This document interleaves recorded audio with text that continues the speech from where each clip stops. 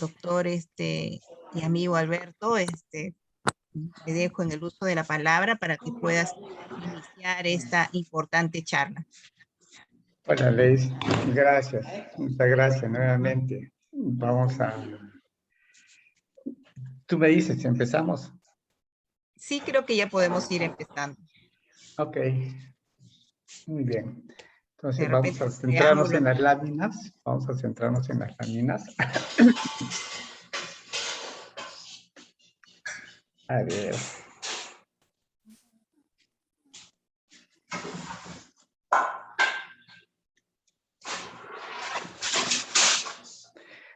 Buenas tardes, señoras, señoritas, caballeros. Bueno, imagino que estamos presentes todas las personas.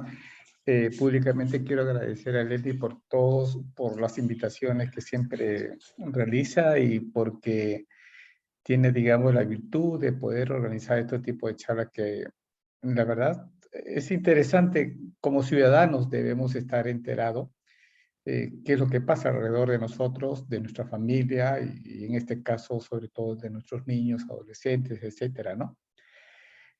No sé si todos y todas me están escuchando adecuadamente, ¿sí?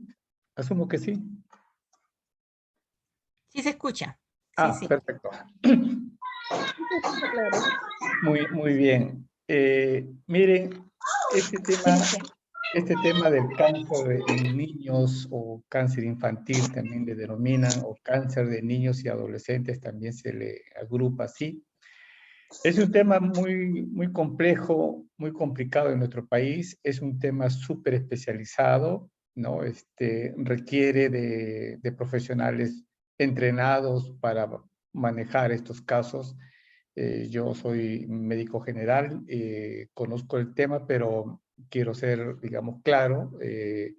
Lo estoy enfocando del punto de vista social, del punto de vista de lo que es el primer nivel de atención, una mirada con ustedes, qué es y qué pasa con este cáncer de niños, porque su manejo requiere, insisto, ya de profesionales entrenados y especializados, porque se necesita alta tecnología y un manejo diferenciado en relación a otra patología. Entonces, quiero empezar con estas láminas haciendo una reflexión, a nosotros como padres, ¿no? Quizá una de las experiencias más dolorosas y desconcertantes que puede vivir una persona es saber que su hijo tiene cáncer. Realmente es triste, es complicado. Como padres a veces no sabemos qué hacer, ¿no?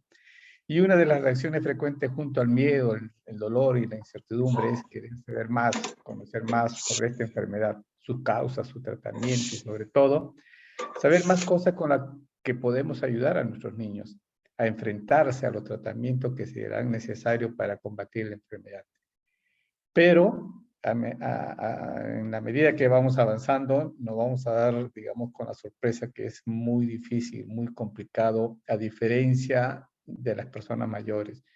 A diferencia de las personas mayores, se conocen las causas, muchos de los cánceres, hay forma de prevenir, hay forma de manejar su tratamiento, pero en el caso de los niños sucede diferente. Y por eso es complejo, digamos, lo que estamos conversando, por eso se hace difícil convivir con un familiar, un niño o un hijo, digamos, con estos problemas, ¿no? Y lo es también para los médicos, para todos quienes trabajamos estos temas. Quiero con ustedes, a ver, ahí voy a tratar de explicar de una manera muy sencilla. Eh, claro que las explicaciones a veces académicas son mucho más complejas, pero voy a intentar con ustedes hacerlo de la manera más sencilla y espero que ustedes puedan entenderlo. O alguna pregunta que quisieran ustedes hacer. Lo conversaremos.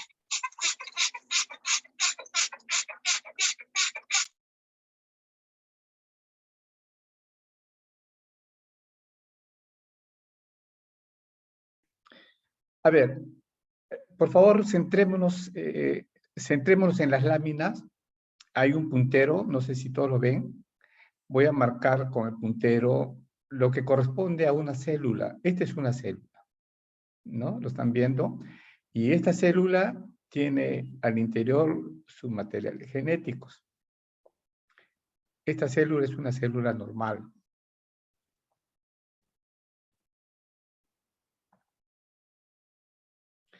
Cuando empieza el proceso de división de esta célula normal, ustedes ven en la siguiente figura cómo se van formando los material genético.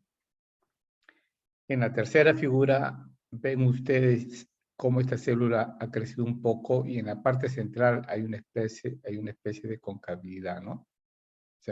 ¿Ven ustedes? Y sigue el proceso, esa concavidad cada vez es mayor en ambos lados, hasta que se divide y forma una célula acá y una célula acá, ¿no? O sea, una célula se divide en dos, como ustedes están viendo acá, y a esa división celular nosotros le llamamos mitosis. Bueno, olvídense de los nombrecitos, pero el tema es que ustedes sepan que nuestras células, los billones de células que tenemos acá, se dividen, ¿no es cierto? ¿Por qué? Porque todos los días hay células que van a morir, van a envejecer, y tienen que ser reemplazados por estas células nuevas, por estas células nuevas. Por eso se produce la división celular de manera normal. Esta es una división, como ustedes están viendo en la lámina, una división celular normal, un proceso que ocurre en niños, en adultos, en todos, evidentemente en todos. Como ustedes ven acá en la literatura, dice, en condiciones normales, las células humanas se forman y se multiplican mediante un proceso que se llama división celular, lo que hemos estado explicando acá, ¿no? Para formar células nuevas a medida que el cuerpo las necesita.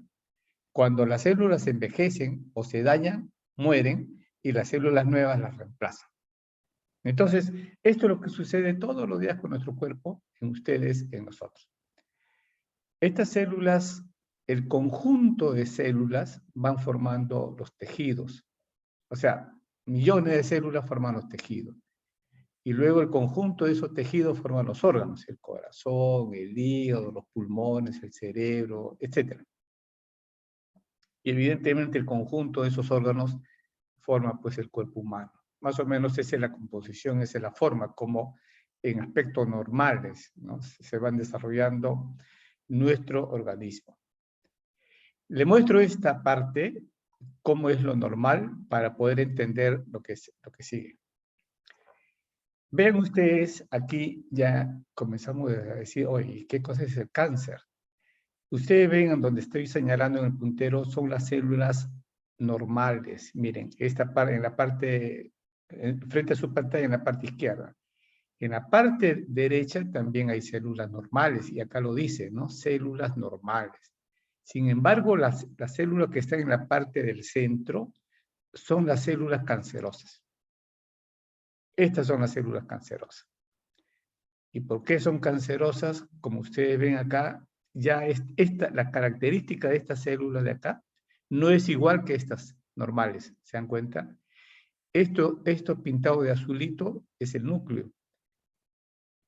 La forma de esta célula es casi cuadrada, por decirlo así, ¿no? ¿Ven? La célula normal. Pero estas células, que antes eran de la misma forma de esta que estoy marcando con el puntero, ¿no?, de la misma forma, se enfermaron y se convirtieron en células cancerosas, y ya la forma de la célula que ustedes ven acá no es igual. El núcleo, esa parte donde se divide, que les mostré en la lámina anterior, ven ustedes, tampoco es igual a estas células normales. Y estas células cancerosas comienzan a reproducirse de una manera brutal, de tal forma que rompen, digamos, la malla, por decirlo así, y comienzan a migrar a otra parte de nuestro cuerpo. Esto ingresan al torrente sanguíneo y por el torrente sanguíneo lleva a diferentes partes de nuestro cuerpo, que esto es lo que se llama la metástasis. Y ahí, cuando está en ese estadio, evidentemente es mucho más complicado el tratamiento, ¿no?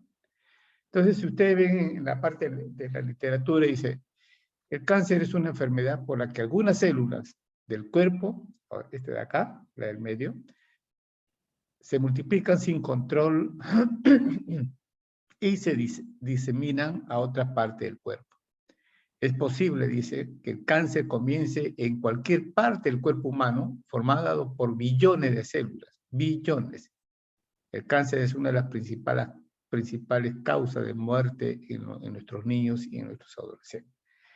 Creo que si retrocedo, ya saben lo que es una división celular normal, que se tiene que realizar para ir cubriendo las células muertas, las células que envejecen y reemplazarlas.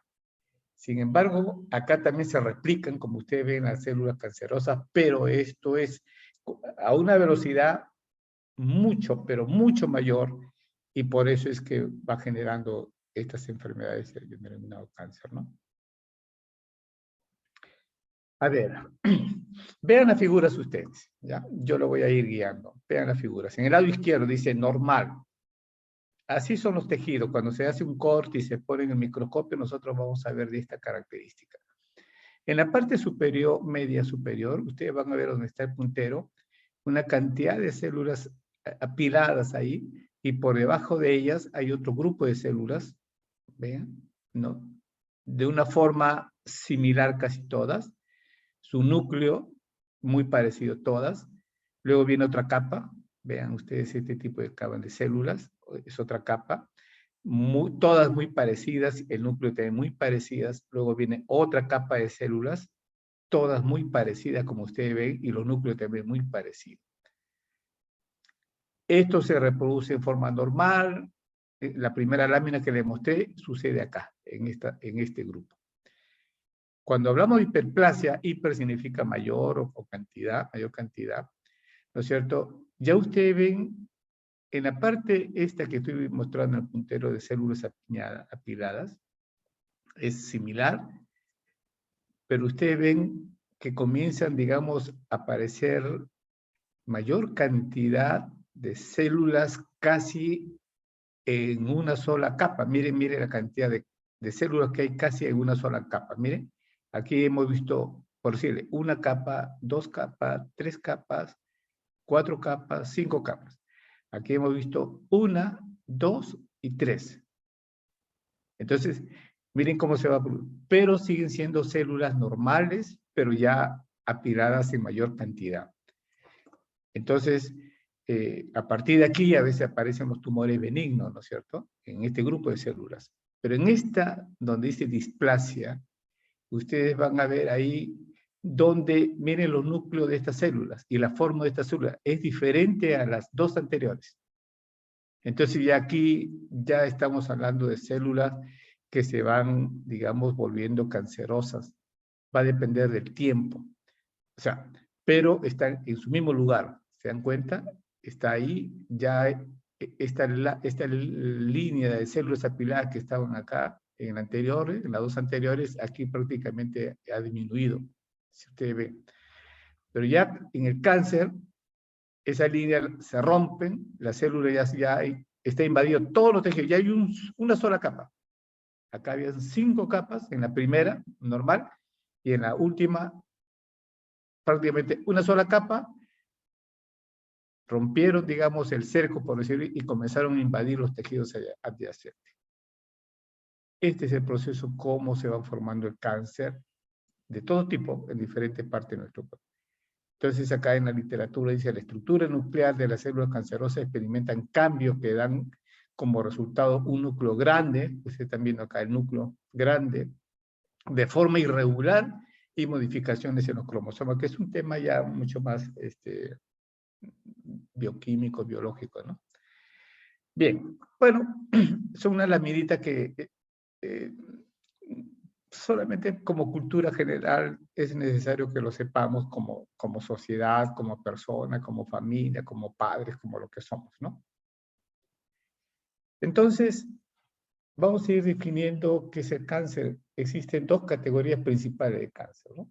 Los cánceres hematológicos, que son, en este caso, los cánceres de la sangre, son de tipo de cáncer o glóbulos sanguíneos, como es el caso de la leucemia, el linfoma y el mieloma múltiple. Son 3 tipos de cánceres que se dan de la sangre. Y de otra parte de nuestro cuerpo son los cánceres de tumor sólido. Son aquellos tipos que se desarrollan en cualquier órgano. Cualquier órgano. Acuérdense que le dije que el grupo de células comienzan a formar los tejidos, y el grupo de tejidos forma los órganos, y el grupo de órganos el ser humano. Entonces aquí es al revés, ¿no? Acá están diciendo, son aquellos tipos que se desarrollan en cualquier órgano. Puede desarrollarse en el hígado, en el corazón, en el pulmón, en el estómago, en cualquier órgano, en el hueso, en cualquier órgano. O parte del cuerpo. Y los tipos más comunes de cáncer con tumor sólido son los cánceres de seno, los cánceres de próstata, de pulmón, etc. Estamos hablando de cáncer en general, ¿no? En general. Entonces, eso es para tenerlo, digamos, ahí y entender como concepto general qué es el cáncer y qué tipo de cáncer existe en el ser humano. Y es importante también definir qué es un tumor. Un tumor consiste de una masa o protuberancia, crecimiento, una masa, ¿no? Esta puede ser de diferente tamaño, mientras que algunas de estas masas o tumores son cancerosos, pero hay otros que no lo son. Entonces a ellos les denominamos tumores benignos. La masa no son cancerosas, y los tumores malignos, la masa que contiene son células cancerosas. Entonces, lo que hace que un cáncer sea diferente en relación al benigno es por su habilidad de propagarse hacia otra parte del cuerpo. Es lo que hemos mencionado hace un momento, que se llama metástasis. ¿Se acuerdan ustedes de la figurita? La voy a mostrar nuevamente. Dale. Aquí, ¿se dan cuenta? Ay, ¿para qué lo has agregado que yo no veo? Ah, ya.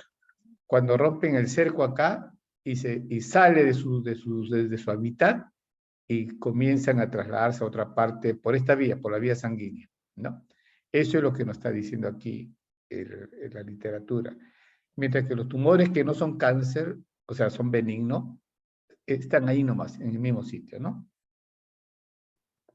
Este es un tumor benigno, un lipoma, o sea, este es una espalda, ¿no? O sea, un tumorcito de grasa. Ahí se queda. Esto se hace una cirugía menor, se extrae el tumor, se cierra y ahí queda. No se va a otro sitio, ya no vuelve a crecer de la manera como si lo hacen, digamos, las células cancerosas. Este es otro lipoma grande, ¿no? El tumor crece enorme. Acá hay otro tumor en la boca, en la parte superior. Ven ustedes, acá está su diente. Ven este tumorcito de acá. Este es un fibroma bucal que le llamamos nosotros. También es un tumor benigno. Entonces, como ustedes ven, la literatura dice, los tumores benignos a veces son bastante grandes, como esto de acá, ¿no? Algunos podrían causar síntomas graves, hasta dependiendo de dónde esté ubicado, y poner en riesgo, siendo benigno, los tumores pueden poner en riesgo la vida de las personas, ¿no? Como un tumor benigno del cerebro, por ejemplo. Por eso mucho depende dónde estén ubicados. Estos son los tumores que no son cancerosos y que tienen su tratamiento. Muy bien, ahora entramos a lo que es el cáncer infantil. Según la Organización Mundial de la Salud, la OMS, el cáncer infantil comprende numerosos tipos de tumores diferentes que se desarrollan en este grupo de población. Los tipos más comunes son la leucemia, el cáncer cerebral, el linfoma, los tumores sólidos como el neuroblastoma y el tumor de Wilms. A ver, vamos más adelante vamos a explicar de qué se trata cada uno de ellos, ¿no? Para más o menos ir entendiendo. Según los diversos estudios, ¿no? Dice que en el Perú se estima que al menos 1.800 niños y adolescentes menores de 18 años serán diagnosticados anualmente de cáncer. Usted dirá, oye, pero 1.800 niños, de todos los millones de niños que hay, aparentemente es una cifra baja. Sí, es cierto. Puede ser baja en relación a otras enfermedades, pero muchos de estos niños sufren de la forma que no sufren otros niños con otra patología, ¿no? Entonces, y la familia con ellos, con los niños, porque a veces no sabemos cómo manejarlo. Y cuando se diagnostica generalmente ya cuando el cáncer está avanzado, lamentablemente, en nuestro país. Estoy hablando de nuestro país, ¿no? A nivel nacional, el cáncer infantil ocupa el 4% de las enfermedades de esta edad. Y de acuerdo a las estadísticas, se considera la tercera causa de muerte después de los cuadros infecciosos, enfermedades congénitas y accidentes. O sea, no sé si van captando la idea, ¿no? O sea, el cáncer infantil, a pesar de ser poco en volumen en relación a otras enfermedades, ¿no es cierto?, es considerada la tercera causa de muerte en nuestros niños. Miren lo complicado de esta enfermedad, ¿no? Y en la actualidad, el cáncer infantil se está considerando como una enfermedad emergente. ¿Qué significa esto? Que cada día hay más niños y más adolescentes que hacen cáncer, cosa que hace algunos años atrás esto no pasaba. Entonces, ¿qué está sucediendo con las personas? ¿Qué está pasando con las personas? Tenemos que reflexionar, queridos amigos, sobre este tema. Esta es una especie de ruleta rusa, digamos, de nuestra vida, porque nadie sabemos a quién le va a tocar. A él, a ella, a aquello, nadie sabemos. Entonces, es un tema que realmente muy preocupante para nuestro país y por eso se está, digamos, haciendo todos los estudios y los especialistas están tratando de hacerle la epidemiología que corresponde para poder ir viendo cómo cercamos esto. Miren, a ver, yo he preparado este cuadro, lo que pasa en nuestro país. Miren, incidencia de cánceres infantiles en relación por grupo etario. A ver, de 0 a 5 años, en primer lugar están las leucemias, con el 40%. De 5 a 10 años, en primer lugar está la leucemia con 35.7%. Y de 10 a 15 años, en primer lugar, sigue siendo la leucemia. En conclusión, la leucemia es la primera causa de cáncer infantil en nuestro país. Ahí están las edades, los grupos de edades, de 0 a 5, de 5 a 10, de 10 a 15. Y acá están, el segundo son los tumores o los cánceres del cerebro, ¿no? Los cánceres, miren la frecuencia, 15%, 27% en los niños de 5 a 10. O sea, en este grupo es donde más se producen los cánceres de cerebro, entre 5 y 10 años. Acá. En menor grado, en los menores de 5 años, intermedio de 10 a 15. Los linfomas, que es otro tipo de cáncer, de 0 a 5 años, pero quiero que sepan algo, ¿no? Estamos viendo el cuadro. En los 0 de 5 años es donde se produce la mayor cantidad de leucemias en nuestro país, 40%. Los cánceres, ese es el cáncer de la sangre, y los cánceres del cerebro, de 5 a 10 años. Y los cánceres llamados linfoma, a partir de 10 a 15 años, ya niños adolescentes, ¿no? Y los cánceres de riñón, también en los niños menores de 5 años, es donde se ve con mayor frecuencia este tipo de cáncer. Hace poco tuvimos que referir un cáncer de Wilms, un cáncer de riñón de un niñito de 2 años, de 2 añitos, de 2 años. Realmente es triste esto. Cáncer de hueso, generalmente ya son en los niños entre 10 y 15 años lo de mayor frecuencia. Los intermedios, de 5 a 10 años. Y de menor frecuencia en los niñitos de 0 a 5 años. Los neuroblastomas, que es un cáncer de las células nerviosas que se encuentran, digamos, en las glándulas suprarrenales, en el tórax, o sea, en otra parte, se han encontrado en los niños menores, la mayor incidencia. Y el cáncer de ojo, ¿no? generalmente también en los niños menores. Esto es más o menos, no, los cánceres, hay otro tipo de cáncer también, pero estos son los más frecuentes por grupo de edad, ¿no? Este es un estudio que hizo un colega en el INEN. En el mismo año que se hizo esto en el Perú, este colega lo hizo en el Instituto Nacional de Enfermedades Neoplásicas, que está aquí en Lima, en la avenida entre Aviación y Angamos. Entonces, en este hospital, las leucemias también ocupa el primer lugar. Los linfomas, esto todo es en niños, ¿no? Por si acaso. Los retinoblastomas, los cánceres de cerebro. A diferencia del cuadro anterior, el segundo lugar en el país estaban los cánceres de cerebro. Aquí está en el cuarto lugar. ¿Recuerdan este cuadro? ¿Ve? Leucemia y cáncer de cerebro, acá. Está en segundo lugar. Pero en el INEN, primero la leucemia coincide, los linfomas, los retinoblastomas y los cánceres de cerebro. Después ya viene hueso, riñón, etcétera, ¿no? Y según se desprende de los datos actuales, alrededor de un 10% de los niños que padecen cáncer tienen una predisposición genética. Vamos escuchando esto, por favor. Vamos escuchando este dato. Reitero, alrededor del 10% de los niños que padecen cáncer en nuestro país tienen una predisposición genética. ¿Qué significa?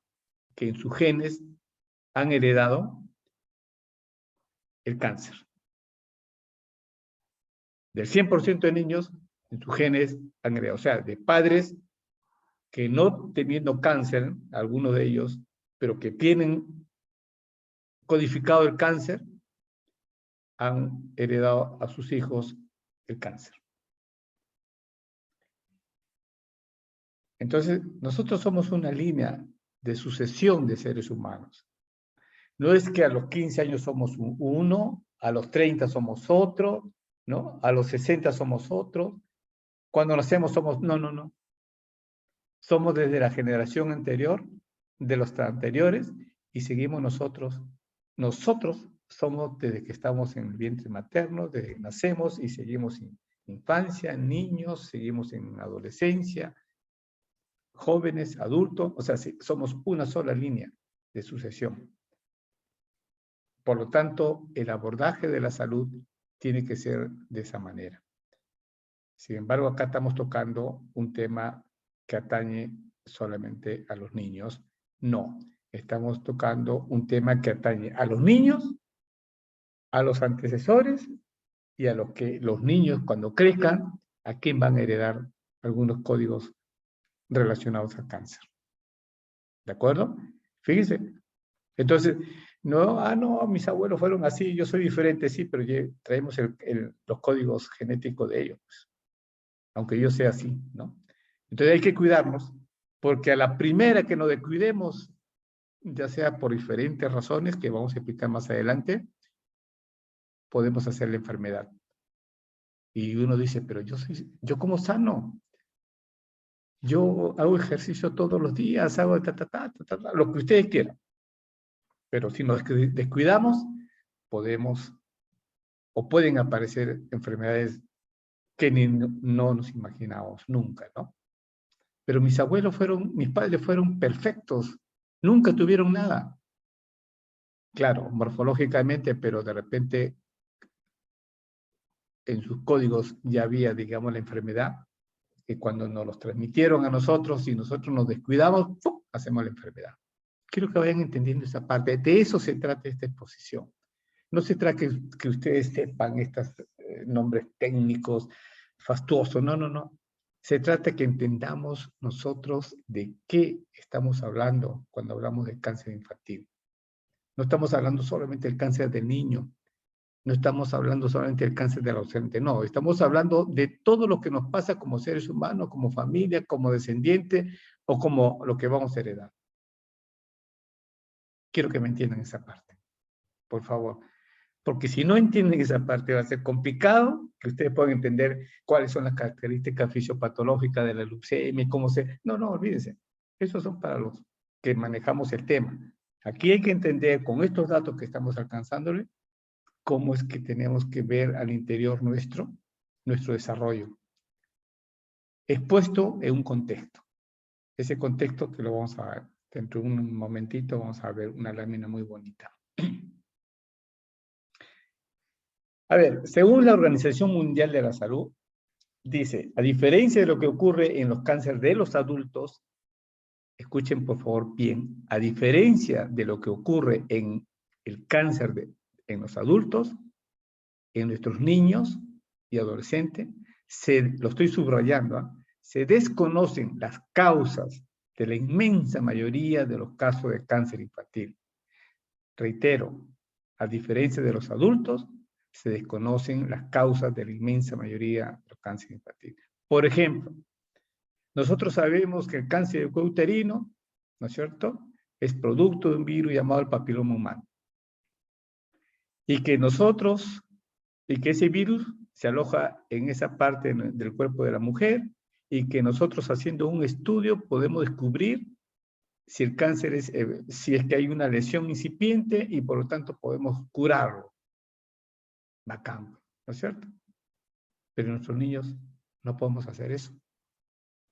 En el hombre, hacemos un estudio, ¿no?, de ecografía, un estudio de bioquímico de un marcador que denominamos PSA. Y podemos más o menos inferir, oye, esto puede estar diciendo que este pata tiene cáncer. Y comenzamos a hacerle más estudios, efectivamente tiene cáncer. En nuestros niños no podemos hacer esas cosas. Por eso es complicado el problema de los niños. Por eso acá yo estoy señalando bien. Las causas del cáncer infantil, según la Organización Mundial de la Salud, dice, a diferencia de lo que ocurre en el cáncer de los adultos, se desconocen las causas de la inmensa mayoría de los casos de cáncer infantil. Se han realizado muchos estudios para tratar de determinarlo a esas edades, pero a esas edades hay muy poco cánceres causados por factores ambientales o ligados al modo de vida, etcétera, etcétera, ¿no? Las medidas de prevención del cáncer en los niños deben centrarse en los comportamientos que impedirían que más adelante, cuando sean adultos, sufran de cáncer. No sé si me entienden esta parte. Lo que quiere decir esta parte es que hagamos desde niño cuidarnos adecuadamente para que cuando sean adultos o seamos adultos no tengamos los cánceres. Por ejemplo, como ya sabemos que el cáncer de cuello uterino es producido por un virus llamado papiloma humano, ¿no es cierto? Hay una vacuna que se aplica a partir de los 9 años en las niñas. Entonces, si yo vacuno a las niñas a partir de los 9 años, con 2 dosis vacunamos, va a ser muy, pero muy difícil que esa niña haga cáncer de cuello uterino. Entonces ya estamos previniendo, de eso se trata esta parte. Pero lo que sucede ya, los cánceres, lo que sucede en nuestros niños es muy complicado hacer, digamos, o determinar una causa. Entonces, fíjese qué difícil para nosotros, ¿no?, lidiar con una enfermedad de nuestra familia, de nuestros hijos, de nuestros sobrinos, o simplemente de cualquier niño, sea quien sea, ¿no? Simplemente por el hecho de ser niño. A ver, esta es una figura trabajada por el que fue ministro de Salud en Canadá, se llama Mark Lalonde, en el año 1974. Entonces, él manifestó lo siguiente. El estado de salud de la población, dice, es el resultado de la interacción de estos 4 factores que están acá, pintados de azul, de verde, amarillo y rojo. Llamado determinante de la salud. Entonces, hay aspectos ambientales, Hay aspectos socioeconómicos y culturales, hay aspectos relacionados a la atención de las personas, o sea, los aspectos sanitarios, y hay aspectos biológicos. El resultado de esa interacción, de esta interacción, es el estado de salud de la población. Entonces, yo estoy intentando generar una teoría con ustedes, La Academia y la Organización Mundial de la Salud me dicen, se desconocen las causas de la inmensa mayoría de los casos de cáncer infantil. Y más atrás dice, según se desprende de los datos actuales, alrededor del 10% de los niños que padecen cáncer tienen una predisposición de carácter genético. O sea, del 100% de niños, 10% es hereditario, entonces asumo que el 90% corresponde a otras causas. Pero esas causas, otras, 90% se desconocen. Pero nada es de la nada. Entonces, yo hago una teoría con ustedes que esas otras causas están acá. Que no lo hayamos descubierto a nivel mundial todavía porque, bueno, quizá la tecnología, ¿no? No ha llegado, digamos, a ese punto, a esa finura de estudio, a pesar de todos los avances tecnológicos en el mundo, pero tiene que estar acá. No hay otra forma. Porque los niños no pueden hacer cáncer de la nada, tiene que haber una causa. Quiero que me entiendan eso. Yo ya les expliqué. Del 100%, solo 10% tiene causa genética, hereditaria. 10%. Y el 90%, ¿de dónde tienen cáncer? Tiene que ser de este grupo de factores que están acá. Y este grupo de factores tiene que ver con el ambiente donde se desarrolla el niño o la niña, y posiblemente haya no solamente 10% de carácter hereditario, sino mucho más. Lo que pasa es que el estudio hasta la fecha han determinado que solo son 10%. Y es posible que sea más. Porque no puede ser que niños menores de 5 años, tan pequeños, los factores ambientales los esté, digamos, destruyendo prácticamente. Entonces, vamos a analizar estos factores. ¿De qué se trata? En los aspectos ambientales, que muchas veces no le hacemos caso a nosotros, honestamente no le hacemos caso. ¿Y por qué no le hacemos caso? Porque no hemos sido educados, no hemos sido entrenados. Nuestros valores y principios sobre el medio ambiente, donde nosotros como seres humanos nos desarrollamos, nos importa un pepino. ¿Y por qué nos importa un pepino? Porque no hemos desarrollado el valor, ¿no es cierto?, de la limpieza, el valor de eliminar adecuadamente la basura, las excretas, el valor, ¿no es cierto?, y los principios de nuestro gobernante de hacer un saneamiento básico de agua, desagüe apropiado. Y podemos seguir hablando muchas cosas, ¿no? Entonces acá, uno de los temas que tiene que ver con el tema del medio ambiente son los residuos sólidos. Los residuos sólidos, que ahí lo estamos dejando, sinceramente, una barbaridad. Los residuos líquidos, sustancias. Hay un pueblo, no recuerdo, en Ancash, que hay muchos niños con leucemia. Es un pueblo de la serranía de Ancash.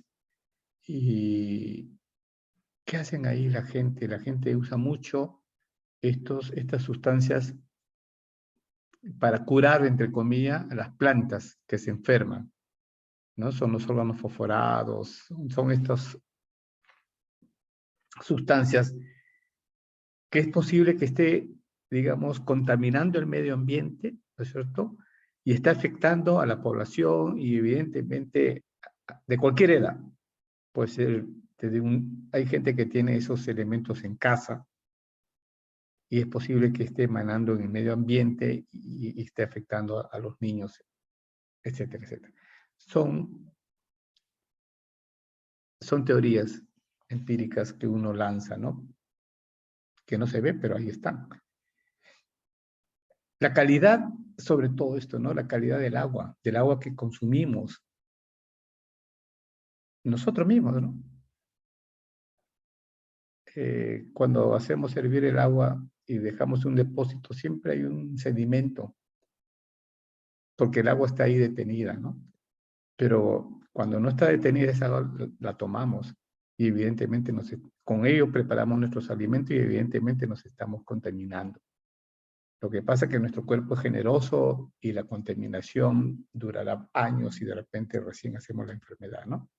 La calidad de aire.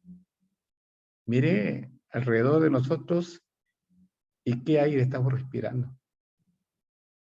Estamos caminando por la calle y de repente pasan las unidades móviles, ¿no? Y están eliminando los monóxidos que están contaminando y nosotros somos seres humanos susceptibles a poder contaminarnos fácilmente uno más que otro. Porque no tenemos la calidad suficiente de células que desarrollen, digamos, nuestra defensa de una manera adecuada. Entonces comenzamos poco a poco a ir enfermándonos. La calidad del suelo. En fin, los temas ambientales es realmente, yo no sé qué porcentaje ponerlo, pero a mi juicio es bastante altísimo, que causa una serie de enfermedades que a la fecha no tenemos una investigación en nuestro país tabulada de una manera minuciosa. Conocemos muchas cosas y están descritas, pero la mayoría no ha sido así. Tenemos un Ministerio del Ambiente con poco tiempo creado, no está posicionado todavía en nuestro país y por lo tanto en el red del petróleo en Ventanilla no pasa nada. Han pasado tantas semanas y no hay una posición firme, ¿no? ¿Por qué? Porque las normas y las leyes y los códigos y los intereses de las personas que hacen las leyes lo hacen con intereses de grupo. Entonces, somos un país, por eso, ¿no? Un país con esas limitaciones en relación a otros países, que vamos a ver más adelante qué es lo que pasa en otros países. A ello vamos a ir, y podemos seguir, miren, este es un tema que podemos conversar más de un mes, pero por un tema que estamos conversando aquí, tenemos que reducirlo, por cierto, tratar. Los temas socioeconómicos. Uno de los aspectos fundamentales es el estilo de vida. ¿Qué tiene que ver con estilo de vida? Los alimentos que consumimos, la actividad física y la forma como vivimos nosotros. Oiga, doctor, pero bueno, yo como sano. ¿Y qué significa comer sano? Definan ustedes. ¿Qué significa comer sano? Ustedes, por favor, definan. Definan cada uno en su hogar qué cosa es comer sano. Yo les pediría, por ejemplo, que ustedes que me están escuchando, con vuestra familia, con vuestro esposo, esposa, con sus hijos, se sientan una tardecita, ¿no es cierto? Y definan cada uno con un papelito qué es comer sano. Y ahí va a decir uno de sus hijos seguramente, comer sano significa comerme una pizza 3 veces a la semana y pollo a la brasa 2 veces a la semana y su gaseosa todos los días, porque así nosotros lo hemos educado, así nuestra sociedad nos los han metido por todos los sentidos. Es posible que sea esa una respuesta. Pero habrá otra persona que dirá, comer sano significa comer frutas, comer verduras, no comer frituras, no comer chatarras, qué sé yo. Entonces, cada uno va a tener su punto de vista, pero hay una definición de lo que es comer sano, ¿no es cierto? Y esa definición ustedes lo van a tener que desarrollar. Entonces, ese comer no adecuadamente, en combinación de la forma como vivimos desde el punto de vista ambiental, del agua, del aire, del suelo, de los residuos, de las cosas que no se eliminan adecuadamente, etcétera, Imagínense esa interacción. Ya tenemos dos aspectos que nos está causando brutalmente. Y encima ser sedentario. ¡Wow! No. Definan ustedes en la sala de vuestra casa cuánto ustedes hacen actividad física por lo menos media hora diaria. Entonces, porque este es un tema de vida. Este es un tema que ustedes tienen que manejarlo dentro de la familia. No hay otra forma. No hay otra forma. Porque cuando hablamos de cáncer, en este caso infantil, estamos hablando pues, de hipertensión, estamos hablando de diabetes, estamos hablando de infarto al miocardio, estamos hablando de Alzheimer, estamos hablando de diferentes enfermedades. Y todas las enfermedades que les he mencionado, un gran porcentaje, pero un gran porcentaje, la mayor cantidad de porcentaje, están en este cuadro. Doctor, pero si esto se conoce, ¿por qué no lo aplicamos? Yo igual le digo a ustedes, ¿por qué no lo aplican? ¿Por qué en casa no se alimentan sanamente? ¿Por qué no eliminan adecuadamente la basura? ¿Por qué no toman bebidas, digamos, adecuadas, sanas? En fin, entonces es difícil, es complicado. Pero esta es una de las respuestas cuando comenzamos a conversar en los cuadros anteriores y hoy, pero ¿cuál es la causa de ese cáncer? En fin, el estilo de vida, ¿no? Comenzamos a fumar, comenzamos a tomar licor. Son dos elementos que han sido identificados en la cadena de causa de cáncer en los mayores. El licor y el cigarro. La inactividad física, el sedentarismo, también. Y eso está dentro de nuestro estilo de vida. Entonces hay que definir qué es un buen estilo de vida. Estilo de vida, de vida. Miren, yo sé que con esta charla no vamos a cambiar el mundo, ni vamos a cambiar seguramente vuestro pensar o vuestra forma de vida de ustedes. Sin embargo, me interesa que ustedes reflexionen sobre lo que estamos conversando. Y si en algún momento ustedes hacen un alto, ¿no es cierto?, de vuestras vidas para decir, oye, esa tarde escuché una charla y el doctor nos estuvo hablando de esta cosa, ¿por qué no nos sentamos realmente a conversar sobre este tema? Hagamos la prueba. Total, ¿qué perdemos? ¿Qué perdemos? Pero sí podemos ganar mucho. Independientemente de las cosas que hacemos o no hacemos, ¿no? El otro punto es el ingreso económico. Está demostrado que la pobreza es causa de muchas enfermedades en nuestro país y en el mundo. La pobreza. Ustedes lo saben. Y dentro de ello también está el cáncer, que ahora lo vamos a demostrar. Ahora lo vamos a demostrar. El nivel educativo, wow, sin comentario. Qué importante el nivel educativo.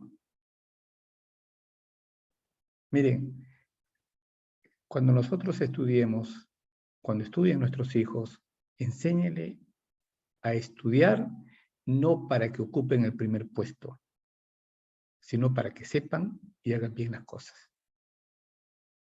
De nada sirve ocupar el primer puesto y tener una vida no adecuada, tener un estilo de vida no adecuada, no nos sirve. Pero si le enseñamos para hacer bien las cosas, y yo creo que va a tener sentido la educación que nosotros le brindamos. Y los aspectos culturales ni qué decir. No, que yo soy de esta forma, yo vivo de esta manera, a mí nadie... No se trata de ser más o de ser menos, culturalmente hablando. Se trata que la cultura sirva para el desarrollo humano. Se trata que la música sirva para el desarrollo humano. Se trata que las cosas que hacemos nosotros, desde el punto de vista cultural, sirva para el desarrollo humano. Entonces, miren, viene luego los servicios de salud. ¿Cuántos de ustedes, no lo sé, allá, pero acá en Lima, mucha gente va al establecimiento por una diarrea y no encuentra cita? Muchos van con su niño porque tiene fiebre y no encuentran cita. Entonces hay un tema de acceso, hay un tema de oportunidad. Entonces nuestro sistema sanitario tampoco va a la par de lo que queremos hacer. Ustedes lo saben, ¿no? Yo no sé ustedes cuántos habrán tenido esa dificultad, pero aquí lo vivimos. conversaba con Leslie, por ejemplo, en la tercera ola, en la segunda ola nosotros máximo atendíamos, en el pico más alto atendíamos como 40, 45, 50 pacientes máximo, en un centro médico pequeño. Y en la tercera ola atendíamos más de 80, 90 pacientes. Nos desbordó. No sabíamos cómo atender a la gente, porque no teníamos los recursos. Y había gente que no podían atenderse ese día, tenía que ser al día siguiente con COVID positivo. Con COVID positivo. Realmente muy difícil. Entonces los servicios de salud tienen que estar también, pues, evidentemente, a la par con nosotros, ¿no? Con los temas socioculturales, con los temas ambientales. Debí haber empezado por el tema biológico, pero igual lo voy a terminar ahí. Aquí están los factores genéticos. Estos factores biológicos que estamos hablando. En estos, no hay cosa que nuestro cuerpo humano no codifique. Una persona que nunca tuvo cáncer, ¿no es cierto?, va a tener hijos y seguramente esos hijos van a ser cáncer heredado por esa persona que nunca tuvo cáncer. Oye, ¿pero por qué? Porque esa persona que nunca tuvo cáncer estuvo codificando,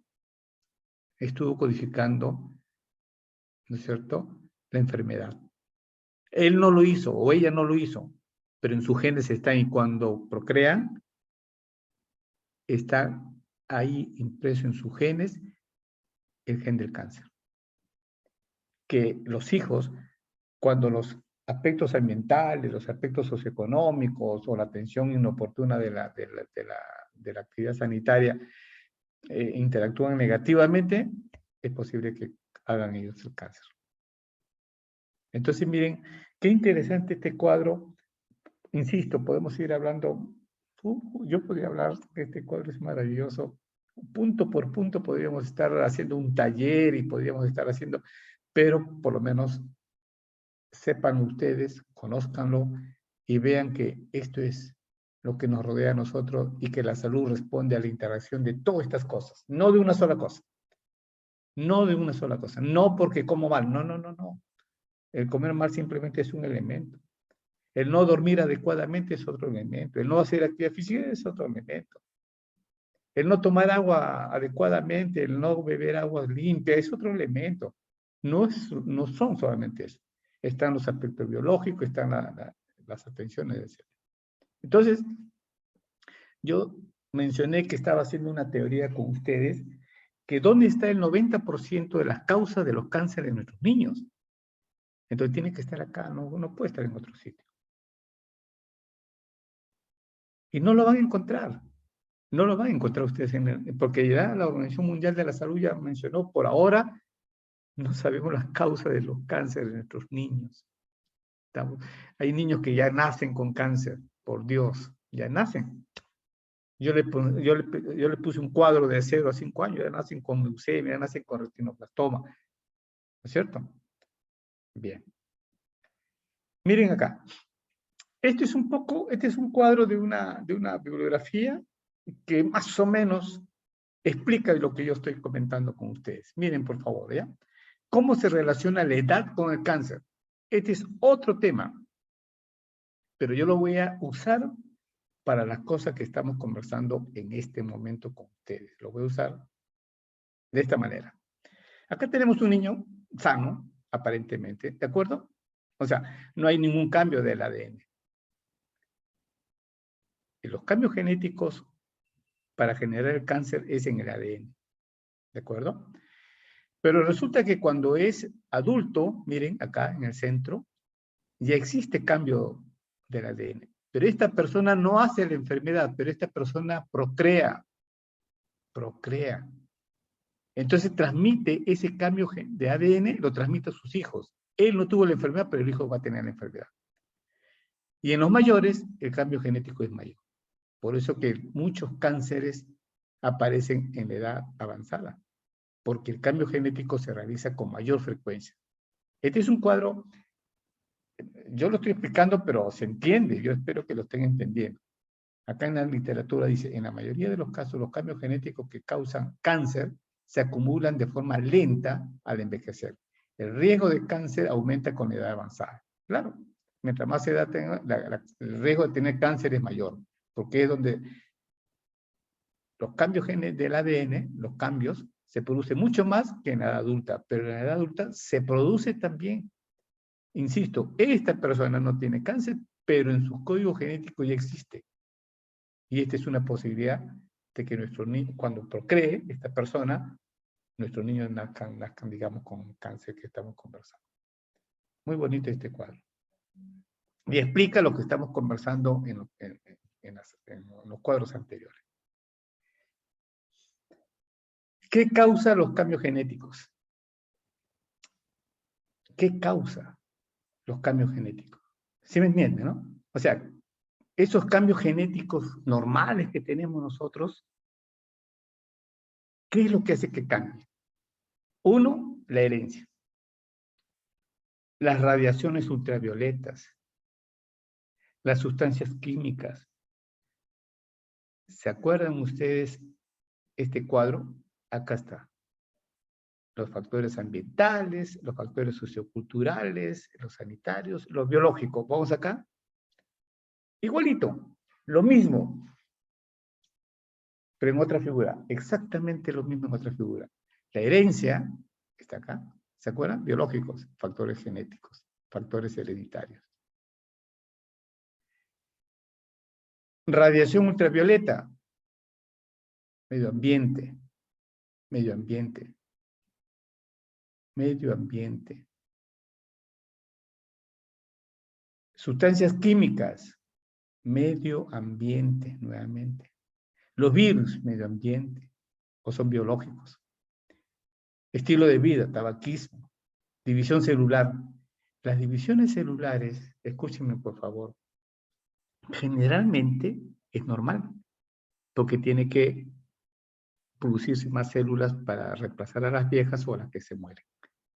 Sin embargo, alguna de esas divisiones celulares le cae lo que nosotros tenemos un concepto que sucede con los glóbulos blancos en el torrente sanguíneo que se llama quimiotaxia, una especie de radar, ¿no es cierto? Entonces hay una comunicación química o bioquímica, comunicación química o bioquímica, donde esa comunicación química y bioquímica llega a una célula y ¡pum! se hace, digamos, el cambio genético y comienza a generarse células malignas y se comienza a reproducir células malignas, como ya le mostré en las láminas anteriores. Los cambios genéticos que causan cáncer son hereditarios o surgen de la exposición ambiental, lo que hemos conversado, miren. Los cambios genéticos también ocurren si hay errores cuando las células se dividen, como acá.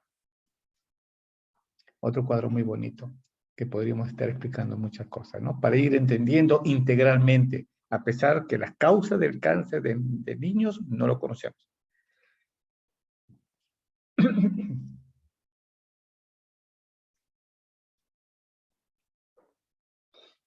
Miren lo que dice acá.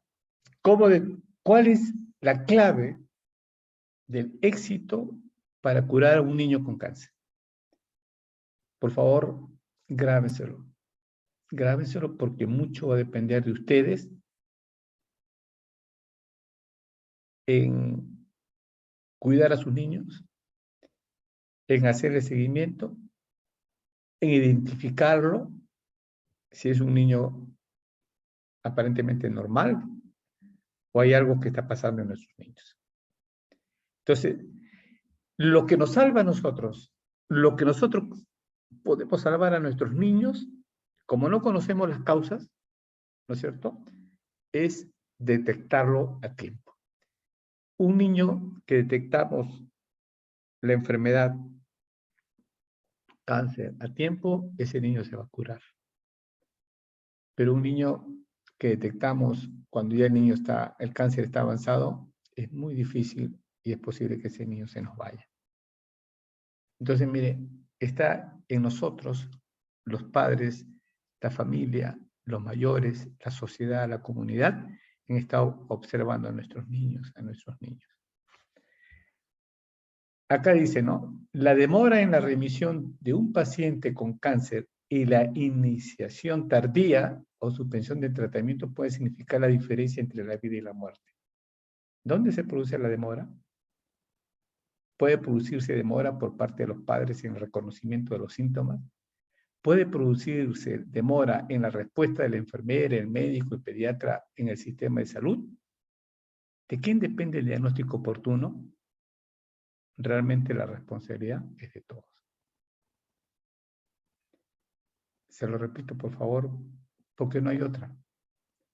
Ustedes y nosotros no tenemos otra. No hay otra forma. O son ustedes y nosotros, o nosotros y ustedes, en detectar precozmente la enfermedad, o ese niño se nos va. No hay otra. Entonces, toda la alegría, toda la bacanería, todas las cosas que tenemos, se va al tacho simplemente porque nosotros no hemos sido capaces. Miren este cuadro y se lo voy a reiterar. Se lo voy a reiterar. La demora en la remisión de un paciente con cáncer y la iniciación tardía o suspensión de tratamiento puede significar la diferencia entre la vida y la muerte. ¿Dónde se produce la demora? Puede producirse la demora por parte de los padres en el reconocimiento de los síntomas. Pueden producirse demora en la respuesta de la enfermera, el médico, el pediatra, el sistema de salud. ¿De quién depende el diagnóstico oportuno? Realmente la responsabilidad es de todos. Este concepto que está escrito en los libros de cáncer, en los libros académicos, este concepto que estamos escuchando acá, es exactamente lo mismo en otra versión, que este cuadro. ¿Se acuerda cuando le digo un servicio sanitario ineficiente, etcétera, etcétera, etcétera? Un estilo de vida, aspectos culturales de nuestra, etcétera, etcétera. La interacción de todo ello hace que la vida o la muerte suceda en nuestros niños. No hay otra. Es exactamente lo mismo. Pero en uno podemos entender mejor o en el otro podemos entender mejor. Pero como no sé cuál de los dos lo voy a entender mejor, se lo pongo los dos. Y no solamente se lo he puesto los dos, he puesto otros cuadros más que a partir de esta exposición he tratado de buscar la bibliografía como para ustedes. Porque ustedes no son ni médicos, no son enfermeras, no son oncólogos, pero son padres, son familia. Y ustedes deben saber, entre comillas, más que el que está al frente. Y ese más significa darle una miradita siempre, ¿qué está pasando con nuestros niños? Siempre. Y cómo debe ser ese niño educado, y cómo debe ser, etcétera, etcétera, etcétera. Yo espero que, de corazón, a veces nosotros hemos transitado, digamos, en la vida, y a veces aprendemos cosas cuando ya somos adultos, y no hicimos esto con nuestros hijos. No lo hemos hecho. Entonces quizás esto sea una reflexión para ustedes, para mí, para todas las personas, para nuestro país, para nuestras sociedades. Pero hay que empezar a trabajar. Y mira, ahí están los conceptos. Yo no los he inventado, pero que comparto con ustedes el tema. Y para chancarnos a nosotros está al otro lado. No existe ningún examen paraclínico que reemplace una buena historia clínica y un examen físico cuidadoso. Eso nos corresponde a nosotros. Que muchas veces no lo hacemos. Y ustedes lo saben. Ustedes lo saben.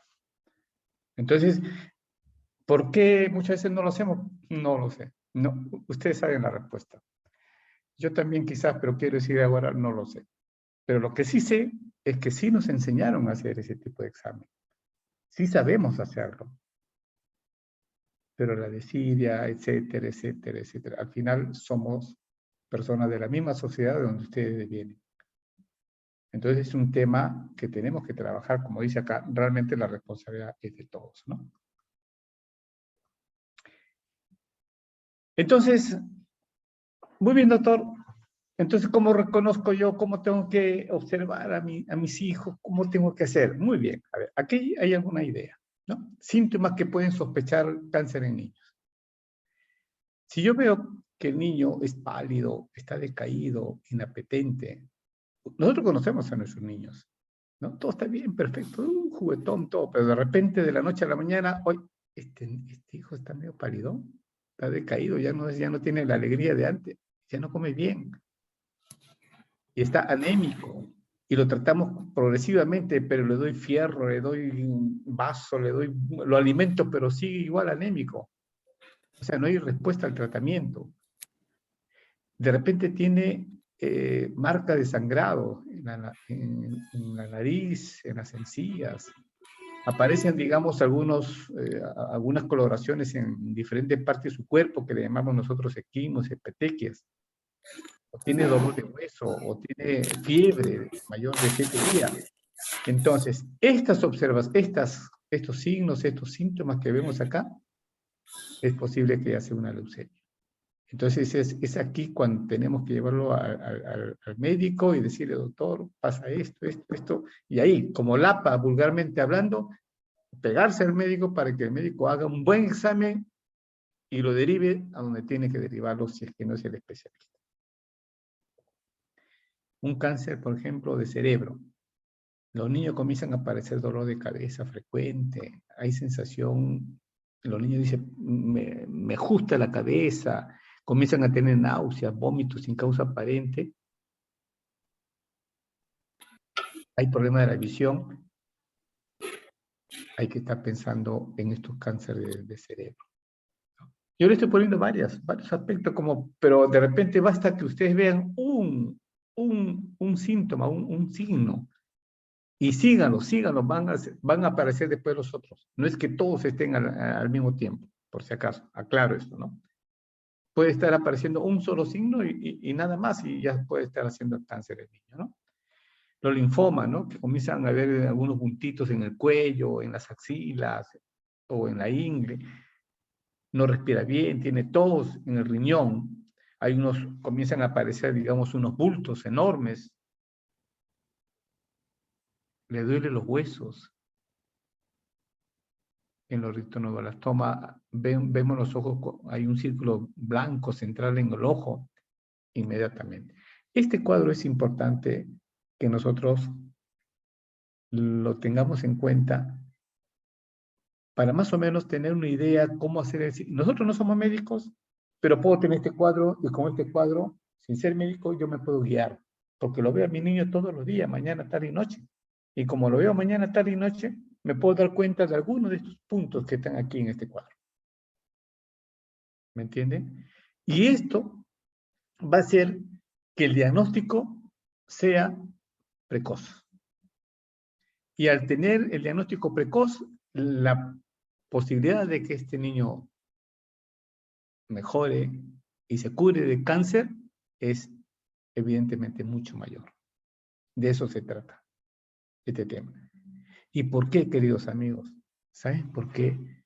Porque si nosotros tuviéramos un sistema de salud como el de Canadá, el de Inglaterra, el de Francia, el de España, qué sé yo, entonces esos centros detectarían rápido la enfermedad. Pero como no lo tenemos, entonces nosotros, los padres, la familia, tenemos que estar mirando, viendo qué está pasando en nuestros niños. Y ahí, hacer el seguimiento mañana, tarde y noche, etcétera, etcétera, etcétera. No hay otra forma. No existe otra forma. Que quede claro. Yo estoy seguro que Leslie va a compartir estas láminas, o sea, toda la presentación con ustedes, y lo van a tener, así que con tranquilidad, ¿no? Mañana, pasado, un mes o dentro de 1000 años, no lo sé, ustedes lo van a ir viendo este tema. A esto me refiero a las equimosis, ¿no? Las petequias, estos chiquitos rojitos comienzan a aparecer. Oye, pero esto no había.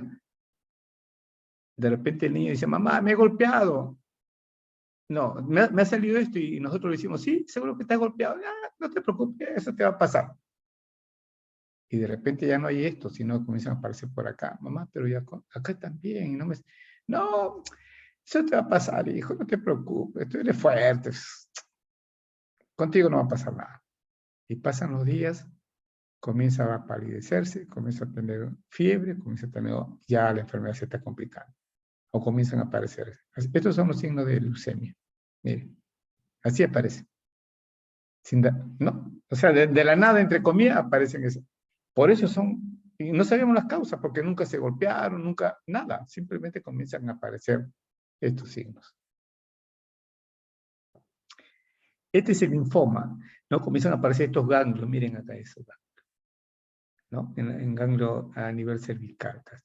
Aquí a nivel cervical, tremendo ganglio, enorme, que no le permite ni respirar bien. Miren, vemos una parte nomás del pulmón y la otra parte no lo vemos porque ha sido invadido por la masa del linfoma, ¿no?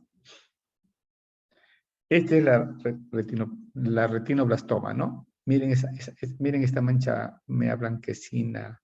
Es un tumor del ojo que empieza por la retina. O sea, ustedes lo ven y se ve clarito, así. Y si ustedes lo detectan a tiempo, estos cánceres se curan, métese a la cara, se curan, por Dios, se curan. Y esto, vamos al cuadro, retinoblastoma. ¿Se acuerdan ustedes el cuadrito en porcentaje? Acá está, retinoblastoma. Mayor porcentaje en niños de 0 a 5 años. O sea, niños que nacen, tienen 1 mes, 2 mesecitos, 1 año, 2 años, 3 años, comienzan a aparecer. A veces nacen perfectos, pero a los 2, 3 años, 4 años, comienzan a aparecer los síntomas. Estos son los cánceres voluminosos, ¿no? de abdomen. Acá hay una cicatriz, si ustedes ven, acá seguramente lo han operado este niño ya del riñón, debe tener un hepatoma. No sabemos la suerte de este niño, ¿no? Miren su barriguita.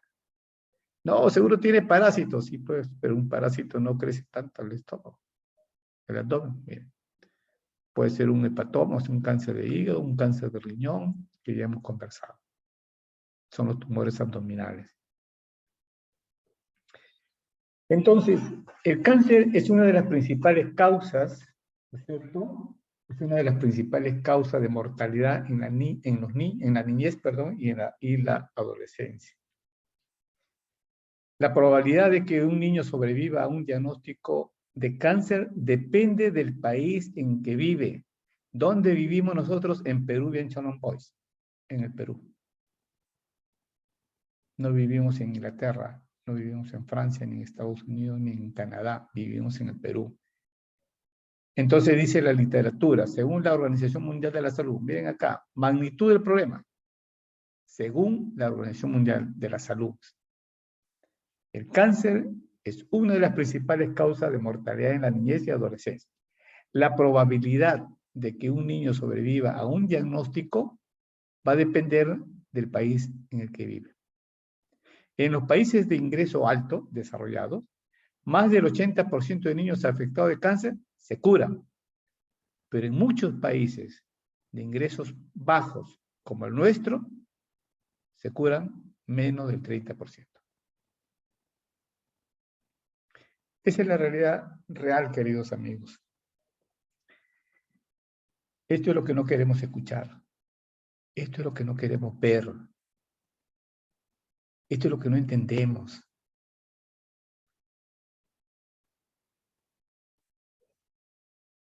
Por cada paso que dan nuestros políticos en estos temas, tienen que pasar 200 años. Hace poco se aprobó en el Congreso de la República, ha sido el año pasado, se aprobó para que toda persona con cáncer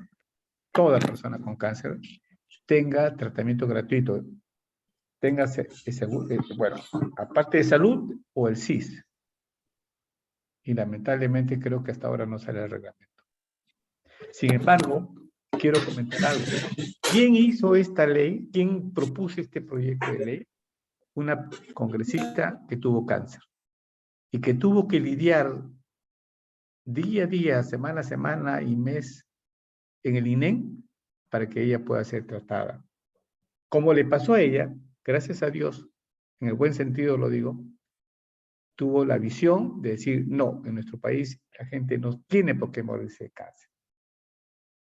Pero queridos amigos, la capacidad de nuestros hospitales para manejar cáncer es bien bajo.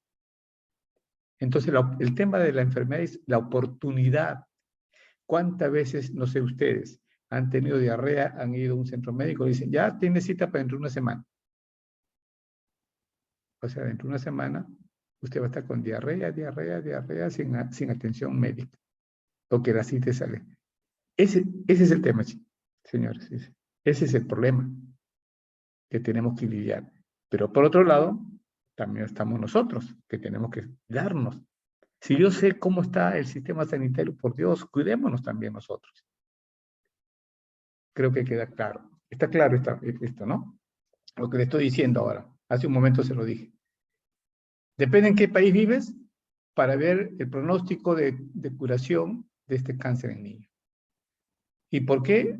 Porque los países desarrollados tienen capacidad de poder detectar el diagnóstico, cosa que nosotros no tenemos. Entiéndanlo. Entonces tenemos que ayudarnos. ¿Y cómo tenemos que ayudarnos? Todos los padres y la familia tenemos que estar mirando este cuadrito, más o menos, observando a nuestros niños para ver este cuadrito. Y de esa manera vamos a ayudar. Lo que nosotros vamos a hacer en otros países lo hacen pues ya la tecnología, ¿no?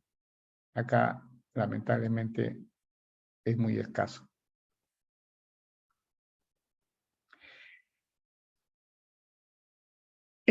Esas menores tasas de supervivencia en los países de ingreso bajo o medianos pueden explicarse por un diagnóstico tardío. ¿Sí me entienden, no? Acabo de decirlo en la lámina anterior. Como el diagnóstico lo hago tardío, la gente se muere. La incapacidad para efectuar un diagnóstico preciso. No tengo tecnología. La falta de acceso al tratamiento, o sea, la oportunidad de la cita. El abandono de las pautas terapéuticas. La mejora del acceso a la atención oncológica infantil. La mejora del acceso a la atención oncológica infantil, en particular a tecnologías y fármacos esenciales, resulta muy rentable. ¿Y por qué resulta muy rentable? Porque, evidentemente, los niños van a ser curados. El tratamiento es cirugía, quimioterapia. Se lo comento porque esto ya es un tema que lo tienen que ver los especialistas, ¿no? Y radioterapia, porque ni ustedes ni nosotros vamos a hacer nada, porque estos son elementos que se manejan en hospitales especializados, ¿no? Y trasplante medio. Así que yo termino deseándoles a ustedes que nuestro Dios los bendiga a ustedes siempre y que protejamos a nuestros niños. Gracias, muy amable por escucharme estos minutos. No sé si... Gracias a ti más bien. Y habían algunas preguntas, ¿no? Como el caso de la señora Susana Aranguren, que hacía una pregunta donde mencionaba si es que los lipomas se podían, ¿no?, degenerar en cáncer. Esa era una de las preguntas que ella hacía.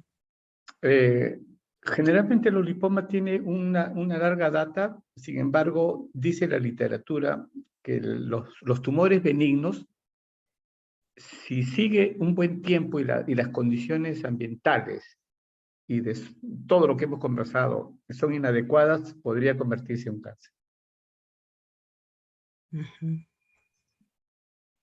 No sé si hay alguna otra pregunta. Perdón. ¿Sí? Ingeniera, ¿podría ampliar la pregunta? El caso, soy Susana Aranguren. Tengo un familiar que tiene ese problema, le mandaron una ecografía, partes blandas, y le detectaron muchos lipomas, varios, ¿no? Y no sé si eran 17 milímetros, no sé, pero de diferentes tamaños. La pregunta de mi familiar, la inquietud era por qué cuando lo vieron en medicina interna, la derivaron a cirugía para que le hagan biopsia. Yo quería ver, doctor, si usted me responde esa pregunta, porque los lipomas los tiene hace muchos años. Primero no se veían a simple vista, pero ahora están saliendo. O sea, ya se ven directamente, ya están sobresaliendo de la piel. Sí, Por favor, ¿usted podría claro, decirme cómo para yo no. también informar? Sí, Gracias. encantado. ¿Se acuerda de la lámina que hemos visto? ¿Recuerda? La lámina de las células, hiperplasia, displasia, cancerosa. Sí, En la sí, sí. biopsia se ve eso. Ese tipo de láminas se ven ahí. Entonces, esto es para determinar qué tipo de células, si siguen siendo benignas o ya se han transformado en malignas. Porque si siguen siendo benignas, el tratamiento es uno. Y si son malignas, el tratamiento es otro. Por eso es que uno quiere determinar a través de la... Porque lo que te da la ecografía simplemente determina cómo está ubicado esa masa, ¿no? Nada más. Ujú. Pero Hermana básicamente la Leslie, biopsia es por esa razón. Sí, sí, hermanito, sí, dígame. sí. Doctor, muchas gracias por su exposición. Quería hacer una pregunta, de repente no lo voy a poder plantear bien porque obviamente no soy médico ni tengo mucho alcance, pero yo hace años, Plantémelo como usted lo piensa, igualito. ya, lo que pasa es que hace años yo leí un artículo que los americanos hace muchos años descubrieron que una de las causas de la leucemia infantil era que los niños vivían en unos ambientes demasiado limpios. Incluso hablaba que era, digamos, saludable que se expusieran a los gérmenes, incluso porque a veces hay padres que no les gusta, por ejemplo, que tengan mascotas, que no agarren al gato porque se pueden enfermar, que no agarren al perro. Y yo le hacía esta consulta porque por sentido común yo veo y todos vemos pues que los niños que están a veces en las barriadas, en los lugares donde no hay mucha limpieza, pues son fuertes, ¿no? O sea, en cambio los niños que a veces están un poquito en ambientes, digamos, en hogares un poco más de nivel económico más alto, a veces se enferman muy rápido, ¿no? Esa era la pregunta, quería hacerle, doctor, si hay alguna relación de repente con eso. Es una pregunta muy bonita. Es tan fácil su pregunta y a la vez tan compleja. Es una pregunta como si un niño lo estuviese haciendo. Hay muchas preguntas de los niños que no sabemos, no tenemos una respuesta. Y se lo voy a explicar. Evidentemente, el ser humano tiene que generar anticuerpos contra cualquier noxa, contra cualquier agente invasor. Y eso se va generando a través del tiempo, evidentemente. Los anticuerpos se van generando y creando. Por eso es que las vacunas generan anticuerpos, generan la defensa. Ahora que estamos con el COVID, las vacunas son de emergencia, porque la vacuna tiene una duración de 10 años para determinar si es buena o es mala. Pero nosotros estamos ahora con la vacuna y sabemos que por lo menos nos está protegiendo, pero ya tenemos cuarta dosis. Algunos tienen cuarta dosis, los que tienen enfermedades oncológicas, porque de otra manera el cuerpo no se puede defender contra ese virus, ¿no? Entonces, como usted señala, los niños que están en las barriadas, que juegan, ¿son fuertes? Sí, son fuertes para A, pero no para B. ¿Y qué cosa es B? 50.000 cosas que lo va a dañar seguramente estas personas, ¿no? Entonces, el tema de la limpieza es un tema que tiene que ir paralelo, digamos. O sea, yo para generar anticuerpo no necesito estar en una barriada, no sé si me entiende. Yo para generar anticuerpo no necesito estar en la tierra, ¿no? No. La limpieza es una virtud, es un valor del ser humano. Pero igual nuestro cuerpo se tiene... Miren, la limpieza genera un sistema inmunológico adecuado, la alimentación genera un sistema inmunológico adecuado, la actividad física genera un sistema. ¿Qué es lo que comienza, digamos, a desgastar este sistema inmunológico? Las enfermedades que comienzan a aparecer. Ahora, yo le comento, puedo inferir dos cosas.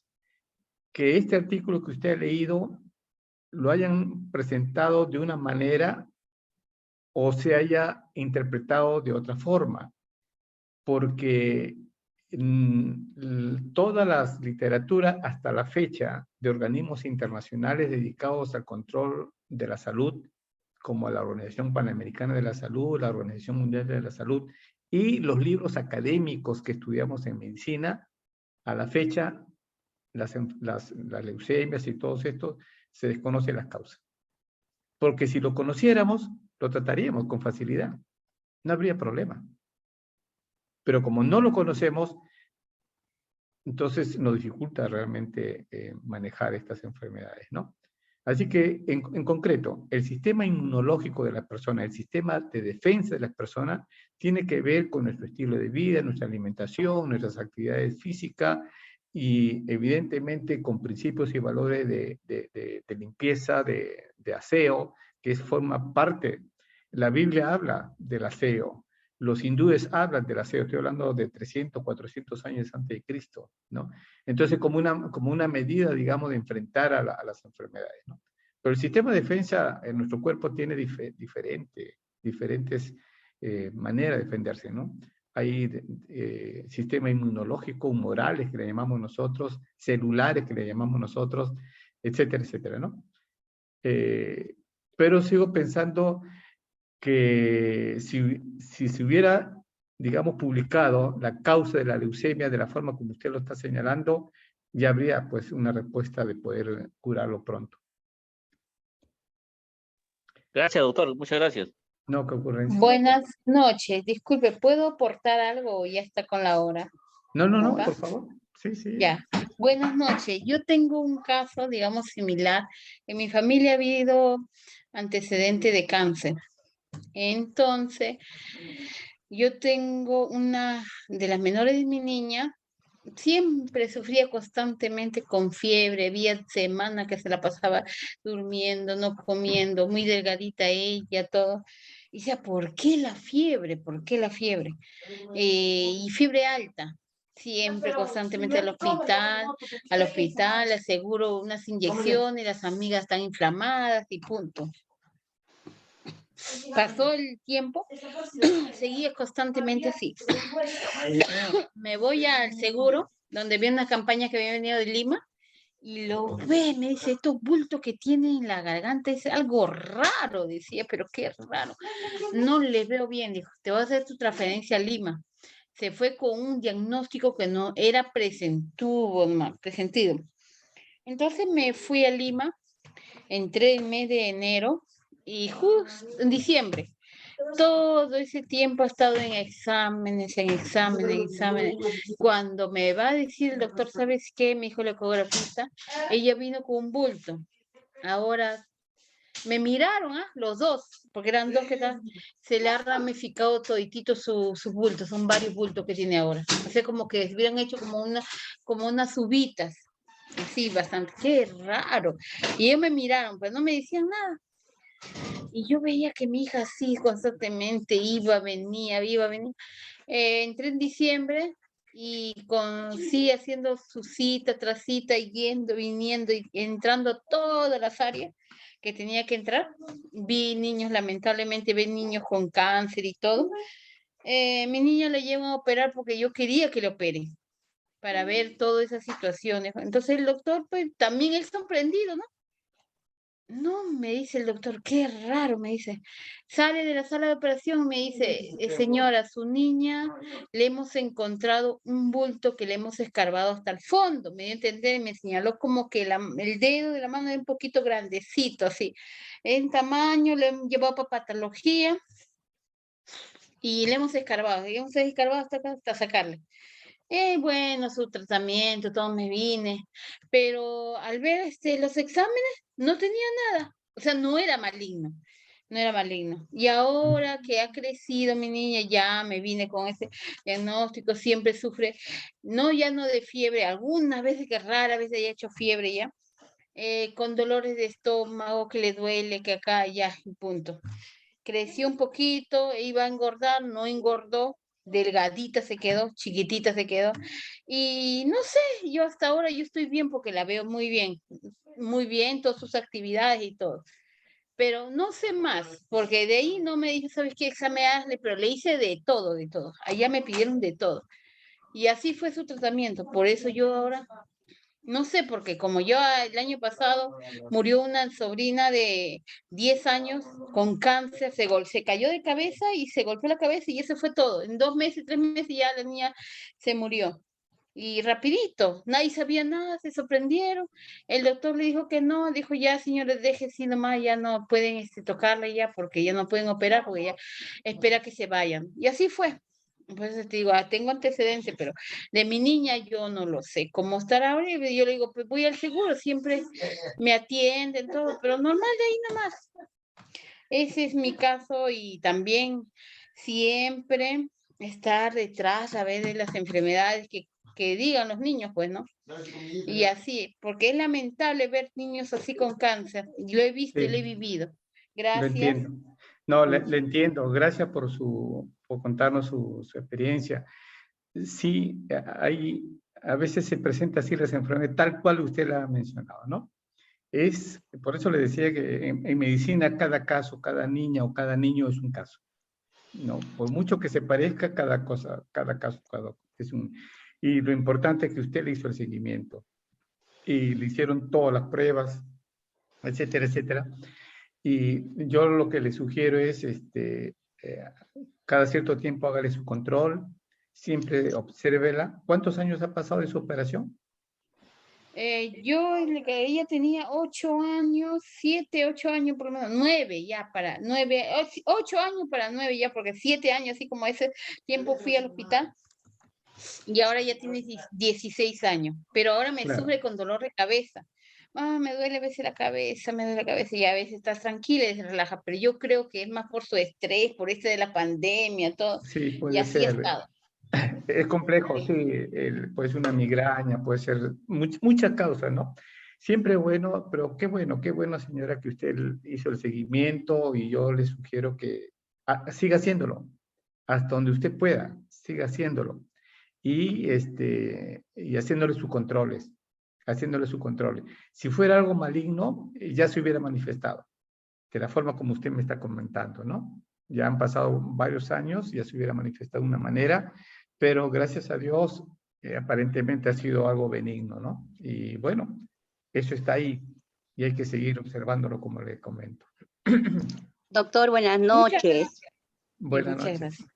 Buenas noches, doctor. Una pregunta. Miren, las mujercitas, bueno, son vacunados a los 9 años, ¿verdad? Todos hemos sido vacunados para no tener el cáncer, ¿no? Cuando seamos adultos. Y en los varoncitos, doctor, en los varoncitos, las vacunas de los varoncitos no, ¿qué es lo que ellos requieren cuando sean grandes? ¿Qué enfermedad? Si no son vacunados o A normales. ver, las niñas se vacunan con el VPH, que es una vacuna contra el virus del papiloma. Eso es para mitigar las muertes por cáncer de cuello uterino. En los varoncitos no hay eso, ya solamente cuando son adultos, nada más. Pero no hay otra forma. Por eso, en el caso del VPH es porque en el cáncer generalmente se da en adultos. Y la vacuna de este VPH es para prevenir un cáncer en la adultez de la niña. No sé si me entiende. ¿Sí? Sí, doctor. Ya. Sí, doctor. Pero de niña no va a tener cáncer de cuello uterino. Quiero que me Claro. entiendas. Sí. En el caso de los niños, igual ahora no hay una causa, por eso le he explicado en la exposición, no hay una causa que me permite ir investigando o interviniendo como este caso que usted me está comentando, ¿no? Simplemente trabajar en los estilos de vida, alimentación sana, la actividad física, etcétera, etcétera. Eso va a ayudar enormemente. Eso se llama epigenética. Así tenga los códigos negativos, ¿me entiende? Así tenga heredado por el papá, por la mamá, por el abuelo, la abuela, lo que sea, la epigenética va a hacer que eso se modifique favorablemente para el niño. Por eso los estilos de vida es fundamental, señora. Gracias, doctor. Gracias. Gracias, doctor. Buenas noches, doctor. Una consulta o más que todo una pregunta. Mire, Claro. a mi hija ya tiene 10 años, le toca la vacuna contra ¿qué es para el cáncer del cuello uterino? El VPH. Sí, pero mi pregunta es, ¿ella puede recibir la vacuna si ha recibido va a recibir la segunda dosis. va a recibir ahorita la segunda dosis del COVID? ¿Normal la puedo vacunar o tengo que esperar un tiempo prudencial para poder? Mire, según los especialistas, ellos dicen que no hay problema que se vacunen porque los niños, al final es vacuna, ¿no? Los niños se vacunan 2, 3 veces a la vez. Sin embargo, por su seguridad y por su tranquilidad, hay tiempo, ¿no? ¿Qué edad tiene su niña? 10 años. 10 años, perfecto. ¿Cuándo se va a vacunar contra el virus? El COVID. El 26 le toca su segunda dosis. Segunda dosis de COVID. Sí, de COVID. 26 de marzo. De febrero. Que se vacune contra el COVID y en marzo a fines puede vacunarse tranquilamente contra el VPH. No hay problema. Ya, Insisto, doctor, muchas insisto. Hay especialistas que dicen que pueden vacunarse, pero yo le digo, como hay un margen de la vacuna esta del VPH, para la tranquilidad emocional, no hay ningún problema que se demore unas semanas. Ok, doctor, muchas gracias. Doctor, otra preguntita. ¿El tumor benigno se puede convertir en un cáncer, o sea, a un tumor maligno? Claro que sí. Claro que sí, eso yo le expliqué, ¿no? Que por muy benigno que sea, si las condiciones son inadecuadas y dejamos que siga creciendo estas células, pero las condiciones ambientales, las condiciones de defensa del cuerpo, una mala alimentación, un estrés constante de la persona, no duerme adecuadamente, consume, etcétera, etcétera, evidentemente puede malignizarse. Ok, doctor, muchas gracias. Ok. No sé si podría hacer una pregunta, Sí, dígame. Doctor. Sí, le escucho. ¿Puedo hacer una pregunta? Sí. Ya. Doctor, referente al cáncer que dicen que se genera con los lunares, ¿qué pasa con los lunares que van creciendo y son un poco deformes? ¿Hay la probabilidad de que sean un cáncer? No, o sea, la forma se está iniciando, era muy pequeño, era como un punto de un alfiler y después empezó a crecer y otro era una pequeñísima bolita y ahora está creciendo más y pica, pica, pica. ¿Qué significa eso, doctor? ¿Es malo? A ver, hay lunares, estimada señora, hay lunares que son benignos, ¿no? Nacen como benignos, ¿sí? ¿Me entiende? Nacen como benignos, o sea, son lunares, no son cáncer, ¿no? Pero los lunares, si como uno está expuesto al sol y hay una relación de los rayos ultravioletas, etcétera, etcétera, etcétera, se puede convertir en maligno. Entonces, para esto, el especialista tiene que hacer un estudio o hacerle una biopsia. Y en esa biopsia, en ese estudio, ¿no es cierto? Van a observar los tipos de células que le mostré yo a ustedes. ¿Se acuerdan? Que le mostré células normales, hiperplasia, displasia y células cancerosas. Entonces, en la biopsia se van a ver, digamos, las características. Si sigue siendo benigna, seguramente el dermatólogo se lo va a extirpar, ¿no? Y si es maligna, también va a ser lo mismo seguramente, pero ya con otro tipo de tratamiento. O sea, lo que quiero decir en concreto, lo que quiero decirle es, a ver, un ratito, lo que quiero decirle es, nadie le va a decir a simple vista que es maligno o benigno, no, tiene que entrar en estudio. Claro. Sí, tiene que entrar en estudio. Ok, doctor, muchísimas gracias por su respuesta. No se preocupe, señora. Doctor, pues. Sí, hemos, creo, llegado ya al término. La verdad que agradecer, ¿no? Agradecer, yo creo que ya no hay más preguntas. Agradecer mucho al doctor Alberto Coila, ¿no? Un gran amigo que está apoyándonos, a Cruz de Leones y Señor de Luren, así también como a la Asociación de Mujeres. ¿Cuántos años tiene? Le agradecemos mucho, ¿no? Le agradecemos realmente y a nombre de todo nuestro club, que aquí están presentes también nuestros hermanos, ¿no? Vaya Manuel Medina, 78. A ver, silencio, por favor. Ya. Sí me han estado escuchando, ¿no? Sí, Okay. Muy bien. Yo creo que cada una de las personas que han hecho sus preguntas han quedado satisfechos con las debidas respuestas. Muchas gracias, más bien, yo creo que ya no hay, todos más bien escriben, muchísimas gracias por tan importante conferencia, que se repita, dice, ¿no? Y más bien, muchas gracias, Alberto, ¿no? Y estar siempre atento, ¿no? Y apoyar a nuestro club, la labor que tenemos